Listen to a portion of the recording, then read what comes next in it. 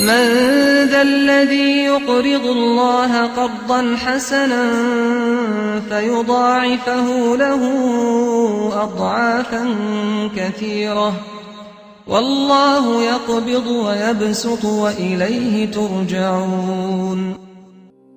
بناوی خوای بەخشندەی میهرەبان سڵاوتان لێبێ بینەرانی بەڕێز و ڕۆژوگرانی خۆشەویست. بەخشین لە چەندین پرۆژەدا ماوەی 8 ساڵە خزمەتی هەژاران و نەداران و منداڵانی بێباوک دەکات. یەکێکش لە پرۆژەکانی بەرنامەی بەخشین بریتیە لە هاوکاری و کۆمەچیکردنی منداڵانی بێباوک لە زۆربەی شار و شارۆچکەکانی هەرێمی کوردستان و یەکێکیش لەو پرۆژە هەرە نایبانەی بەرنامەی بەخشین کە لە ڕێگەی خێرخوازانەوە کۆمەکیان دەکرێت بریتیە لە دابینکردنی موچەی مانگانە. بەخشین هەموو مانگێک لە کاتی خۆیدا 280 منداڵی بێباوکی بێناز موچیان پێدا لە ڕێگەی خێرخوازانەوە. ئەمانەوەی لە ئەڵقەی ئەم جارەی بەرنامەی بەخشیندا گەشتێ بکەین بەنێو ئەو پرۆژانەی بەرنامەی بەخشین بۆ منداڵی بێباوک چۆن بەرنامەی بەخشین هەموو کاتی و ساتێک لە خزمەتی هەژاران و مندارandایە بە هەمان شێوەش یەکێکش لە پرۆژەکانی بریتیە لە دابینکردنی موچەی مانگانە بۆ منداڵی بێباوک. چەند ساتێک لەگەڵمانە بن بۆی ئاشنابین بە پرۆژەی هاوکاریکردنی منداڵی بێباوک و موچەی مانگانەیە.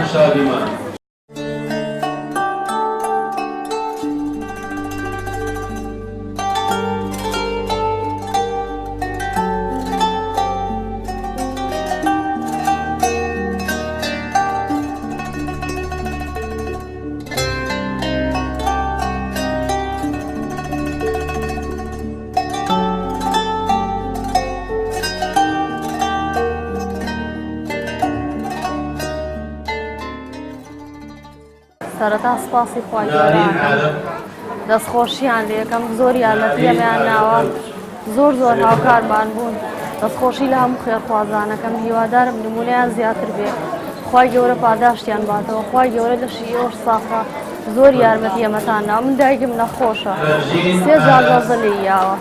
لەسەر ئەو معاشا بین ئەوە نەبێ هیچ شتێکمان نییە زۆر سپاسگوزاریانی زۆر سپاسیانەکەین لەشیان ساغ بێ خوای گەورە لە شیۆش ساخکە زۆر یارمەتی ئەمەتان ناوە. بەڵێ خوشکێکی بچکۆڵەمێ 2 ساڵە موچە لێرە وەرەگرێت بەڵێ هەمومان ئێمە موچەی خۆمان وەرگین لە کاتی خۆیان شیرینیش وەرەگرین بەڵێ وەڵا خوای گەورە یارمەتیان با نمونەیان زیادەکە خوای گەورە ڕزقیان با زۆر چاویان لە ئێمەوەرە خوای گەورە پاداشتیان باتەوە ئیشەڵڵا نمونەیان زیاتر بێت.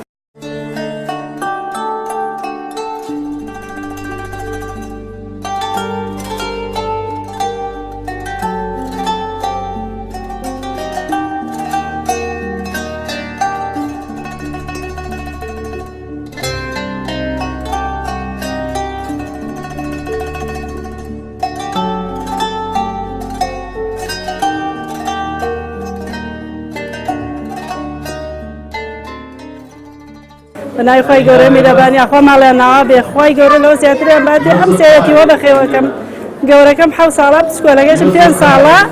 ئەم کچێشم 3 ساڵە هیچ موزەیەکمانیە خوا لە بەرنامەی بەخشن لە زیادکە ئینشەڵڵا خوا لەو زیاتریان باتێ یا رب العالەمین هیچ هاوکاریەکیش نییە هاوکاریان بکە ئەم بەرنامە نەبێ بەخوا خوا لەوە زیاتر باتێ ئینشەڵڵا هەر بەردەوام بن خۆی گەورە زیاتر بێ ڕژێ بەسەریانە یا ڕەبی تر بەخوای گەورە هیچ ئەمانیش لە کاتی خۆیان وەرەقەیان پێمە لە کاتی خۆیان ئەمانەکە ئینشەڵڵا ماڵێ ناوە بێ یا ڕەبی وەڵی داوا لێکم هاوکاری ئەوە خوا هاوکاریان کەوا هاوکاری ئەوە تیوانە ئەکەن خۆی گەورە لەوە زیاتریان باتی.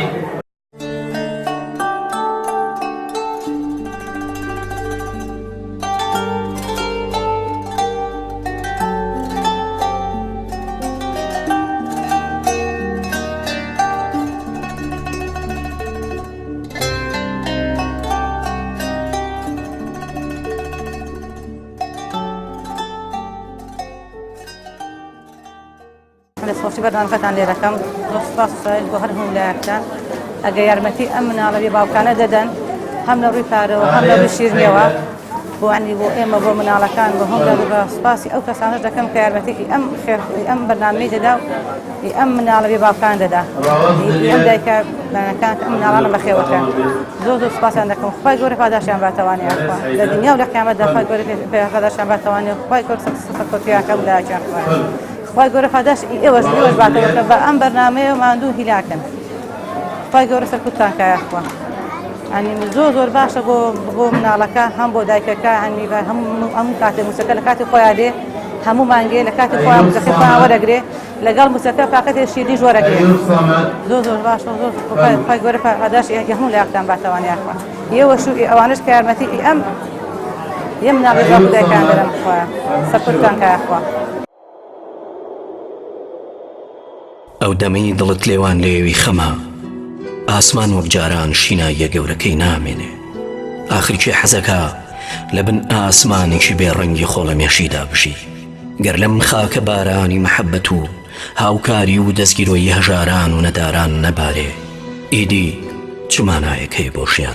ژیانێک کە ئەو شتانی تایەتی زۆر کات سەرچاوەیەک بۆ بەختەوەری مرۆڤ ناکاتەوە ئێمە هەمومان مرۆڤین بۆ دەبێ لە خەمی تێر و پڕی خۆمان دابین و هاو شێوەکانی خۆمان نێتەوە یاد بۆ دەبێ بەکەم و کورتی ژیانی ئەوانی دی خەمبار و بە پۆشتە و خۆشگوزەرانیان دڵخۆش و شادومان نەبین چۆن دەکرێ نیگاکانمان نەچنەوە سەر هیچ مرۆڤێکی بەشمەینەت و بەدبەخت و وامان لێبێ هەست بە هیچ ئازارێ هیچ هاوارێ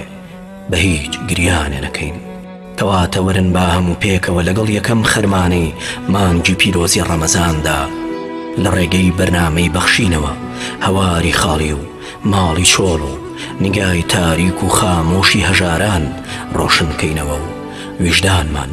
ئاسوودە بکەین بەرنامەی بەخشین وەک نەریتی ساڵانەی خۆی و بە هاوکاری خێرخوازانی دەستواڵا و دڵاوە پرۆژەیەکی گەورە ڕادەگەینێ کە بریتیە لە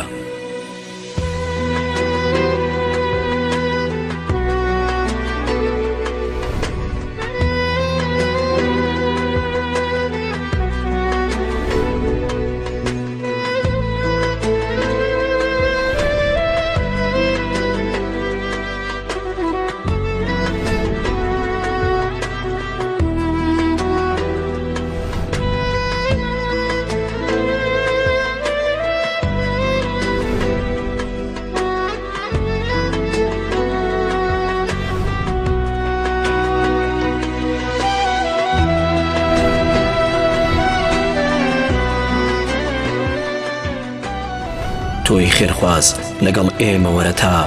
هەمومان پێکەوە پێکەنین و خەونی جوان بۆ ئەو بەندەرانە کێش بکەین کە زەمانێکە لە ژێر چەپۆکی بێمەروەتیدا دەگرین با پێکەوە خەیاڵەکانیان بکەین بەڕاستی و چیتر کۆترەکان جاڕس نەبن لێمان و فەرمان بە گوڵەکان بکەین پێ بکەنن سپاسی ئەم بەرنمەیەکەین بەرنمەیەکی بەخشینە بەڕاستی بەرنمەیەکی زۆر خێرخوازی و جوانە بەڕاستی سپاسی ئەو کەسە ئەکەین ئەوەڵ کە ئەم هەوکاریە ئەنێرێ بۆ ئەم برادەرە خۆشەویستانە کە بەسەرمانە دابەشیەکە بۆ مناڵی بێباوکان زۆر سپاسی بەرنامەی بەخشین و زۆر سپاسی ئەو کەسە ئەکەین کە ئەم هەوکاریە نێرێ بەڕاستی هەمیان هیلاکن بەم بەرنامەوە بەس ئیشەڵا خوای گەورە جەزای یەک بە یەکتان بە زیاد ئەداتەوە ئیشەڵا لە بەهەشتا وەکو ئەم مانجی داهاتوش 22 شەش لەبەرەوە پێشیان خسووە لەبەر جەژن کە هاوکاریمان زیاترکەن و شتومەک کڕین بۆ مناڵەکانمان تر زۆر سپاسانەکەم و زۆر مەمنونتانم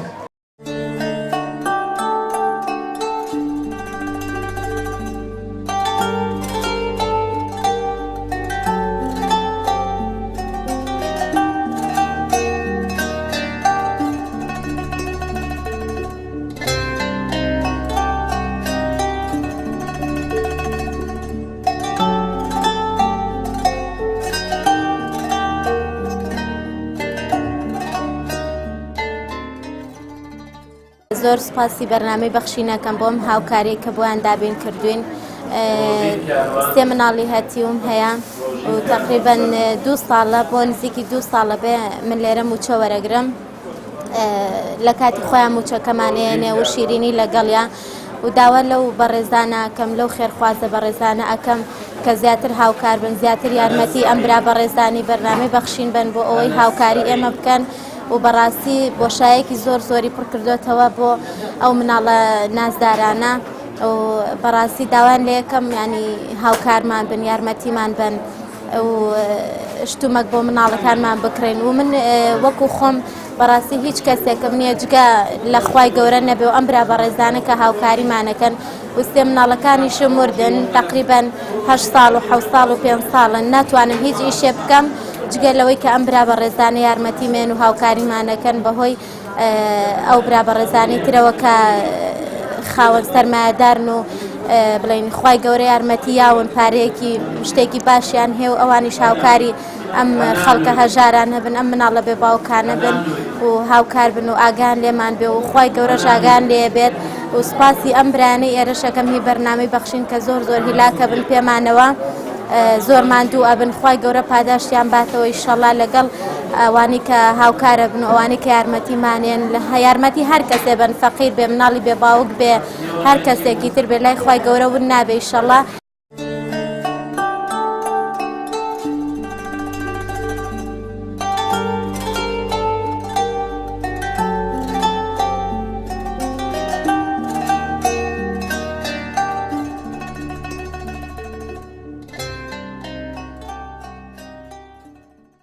هیچ ناوی هەتیوم هەیە هیچ ئیش و کارێکمان نییە هەر ئەم بەرنامەیە نەبێ هیچ ئیش و کارێکمان نییە داوا لە هەموو خوشک برایەکانەکەم ئەوێکی بەدەستەڵاتی هەیە یارمەتیمانداد بخۆ هیچ ئیش و کارێکمان نییە ماڵی هەمووان ئاوا بێ بەرنامەی بەخشین نەبێ هیچ ئیش و کارێکمان نییە هەموو مانگە لە کاتی خۆیان معاشەکەمان بۆ ئەنێرن شیرینەکەیان لەگەڵ ئەنێرن ماڵی هەمووان ئاوا بێ خوای گەورە پاداشتی هەمووان باتوان ئۆڵا هەر زۆر دڵیان پێ خۆشە بەخۆ ئەوە نەبێ هیچ ژیانێکمان نییە هیچ گوزەرانێکمان نییە ماڵی هەمووان ئاوا بێ خوای گەورە هەچ کەسێ دەستی خێریان بۆ دێزەکە خوای گەورە یارمەتی بات لە هەموو بەڵایەک بەدووریکە ماڵی هەمووان ئاوا بێت ئیلا بەرنامەی بەخشین نەبێ هیچ شوێنێک نییە هیچ ڕووناکێک نییە ڕووی تێکەین خوای گەورە ماڵی هەمووان ئاواکات. بەخشین خێرخوازانی خۆشەویست لە ڕێگەی ئەم ژمارە تەلەفۆنانەوە دەتوانن پەیوەندیمان پێوە بکەن و ببەخشن تا بەخشین بەردەوام بێ. بەخشین 0 961 11 0 965 0 723 25 55. بسم الله الرحمن الرحيم. سرتا داواکارم لەخوای پەروەردگار نوێژ و ڕۆژە تاعەتیان ویلایەتی قبوڵ کردبێ. بەڕێزان ئێمە لە بەرنامەی بەخشین لەم دەستگا خێرخوازیەدا دیارە بەشێکی گرنگ و هەستیار لە کارەکانی ئێمە سەرپەرشکردنی منداڵانی بێباوکە واتە بڕینەوەی موچەیە بۆ منداڵانی بێباوک لەلایەن خێرخوازانەوە و لەلایەن ئەو کەسانی کەوا کەفالەتیانەکەن. ئێمە بە درێژایی ئەم چەند ساڵە سەرپەرشتی کۆمەڵە منداڵی بێباوکمان کردووە کە مانگانە موچیان وەرگرتووە و خۆشبەختانە سوپاسی خوای پەروەردگاریش دەکەین لە بەرچاوگرتنی ئەم وەزع دارایی و قەیران ناویە کە هاتۆ بەسەر کوردستانە ئێمە هیچ مانگێک موچەکانی ئەو منداڵانە لە ئێمە نەبڕاوە یان دوان نەکەوتووە یان کەمی نەکردووە بۆیە بەخۆشحاڵیەوە تا ئێستا ئێمە سەرپەرشتی 280 منداڵی بێباوک ئەکەین کە مانگانە موچە وەرئەگرن بەبێ دواکەوتن وە کەمترینیان موچەکەی بریتێ لە 100,000 مەگەر زۆر بەکەمی لە 100,000 کەمتری تابێ بەدانە ئەگینا لە 100,000 موچەمان کەمتر نییە. ئەمە ئیشارەش بۆ بکەم ئێمە سندوقێکمان هەیە لەم دەستگایە کە سندوقەکە تایبەتە بە منداڵی بێباوک واتە هەر پارێک بۆ منداڵی بێباوک بێ ئەچێتە ئەو سنووقەوە و بە درێژایی ساڵ پارە بۆ منداڵانی بێباوک لەو سنووقەدا کۆ ئەەکەینەوە بە تایبەتیش لە مانگی ڕەمەزانی پیرۆزاکە لە تەلەڤیزۆن ڕکلامی بۆ ئەەکەین لە دەوڵەمەندان و خێرخوازان و خێرۆمەندانی وڵاتەکەمان داوا ئەەکەین ئەو سنووقە یارمەتی بدەن کۆمەکی ئەو سنووقە بکەن چونکە ئێمە بە درێژایی ساڵەکە و پارەی ڕەمەزان کە بۆ منداڵانی بێباوک یەکۆیەکەینەوە لە کۆتاییدا تەقسیمی 12 ئەەکەین واتە بەقسیمی 12 مانگیەکەین چەند عەدەد دەرچوو ئەو ساڵە ئەوەندە منداڵ کەفالەت دەکەین بۆ ماوەی ساڵێک بۆ ساڵی ئایندەش بۆیان تازاکەین و بۆیان دووبارەکەینەوە کوپار کردومانە بۆیە هەر لێرەوە داواکەم ئینشەڵڵا لە خێرۆمەندان و دەوڵەمەندان و ئەو کەسانێکەوە حەز دەکەن سەرپەرشتی منداڵی بێباوک بکەن چخۆیان بیکەن بە سەربەخۆیی کەفالەتی منداڵی بکەن لا ئێمە یاخود ئەو سندوقی کە هەمانە یارمەتی و کۆمەکی بۆ منداڵانی بێباوک پێشکەش بکەن بۆی ئێمە لە کۆتاییدا کۆی بکەینەوە تەقسیمەکەین بەسەر 12 مانگکە چەند عەدەدمان بۆ دەرچوو ئەوەندە منداڵی بێباوک بێ سەرپەرشتیەکەینەوە ئەم ساڵ تا ساڵێکە پشت بەخوای گەورە.